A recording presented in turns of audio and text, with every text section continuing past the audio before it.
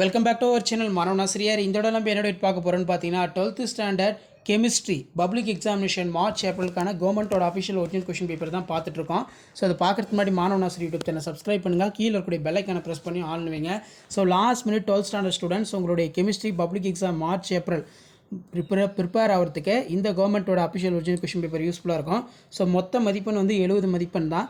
இதில் இருக்கக்கூடிய 1 mark question, 2 mark question, 3 mark question, 5 mark question எதுவுமே ஸ்கிப் பண்ணாதீங்க.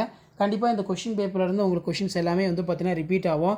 2 மார்க்கு, 3 மார்க்கு, 5 மார்க்கு, 1 மார்க் பொறுத்த வரைக்கும் புக் பேக் ஆஸ் யூஷுவல் நல்லா தரவாக படித்து வச்சுக்கோங்க. கண்டிப்பாக புக் பேக்லேருந்து எப்போவுமே 1 மார்க் வந்து ஒரு 10ஆவது வந்து பார்த்தீங்கன்னா ரிப்பீட் ஆகும். சரிங்களா? ஒவ்வொரு year public exam question paper எடுத்து அனலைஸ் பண்ணுங்கள், எப்படி கொஷின்ஸ் வந்து கேட்டிருக்காங்க அப்படின்னு சொல்லி.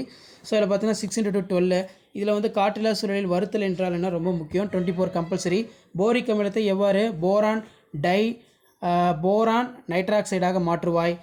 கந்தக அமிலம் ஒரு நீர் நீக்கும் காரணம் எடுத்துக்காட்டுடன் நிறுவுக. பொது அயனி விளைவை எடுத்துக்காட்டுடன் விளக்குக. ஸோ அதுக்கு கீழே வந்து பார்த்தீங்கன்னா கோல்ப் விதியினை எழுதுக. ரைட் த கோல்ப் ரியாக்ஷன். கீழ்கண்டவற்றில் அமைப்பை எழுதுக. இது ரொம்ப முக்கியம். எதிர் உயிரிகள் என்றால் என்ன? What are the antibiotics? வினை வகை என்றால் என்ன? What is order of reaction? அடுத்து பார்த்தீங்கன்னா 6x3 18 இதில் ஹீலியத்தின் பயன்களை எழுதுக. Give the uses of helium. Next அலுமினியமானது கனச்சதுரம். இது நல்லா படிச்சுக்கோங்க. அர்ணிய சமன்பாட்டினை எழுதி அதில் இடம்பெற்றுள்ளதை விளக்குக. இதில் பார்த்தீங்கன்னா நமக்கு ஓரினை அமீன் டை கார்பன் டை சல்பைடுடன் வினைபுரிவினை எழுதுக.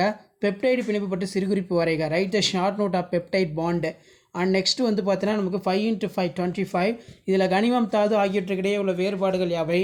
காப்பர் பிரித்தெடுத்தல் செயல்முறையின் சிலிக்காவின் பங்கு என்ன? போரிக் அமிலத்தின் பயன்பாடுகளை எழுதுக. சிலிக்கேட்கள் என்றால் என்ன?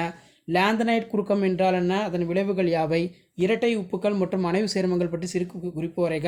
மருத்துவத்துறையில் பயன்படும் ஒரு அணைவு சேர்மம் மற்றும் உயிரியல் முக்கியத்துவம் வாய்ந்த அணைவு சேர்மம் ஆகியவற்றிற்கான உதாரணம் தருக.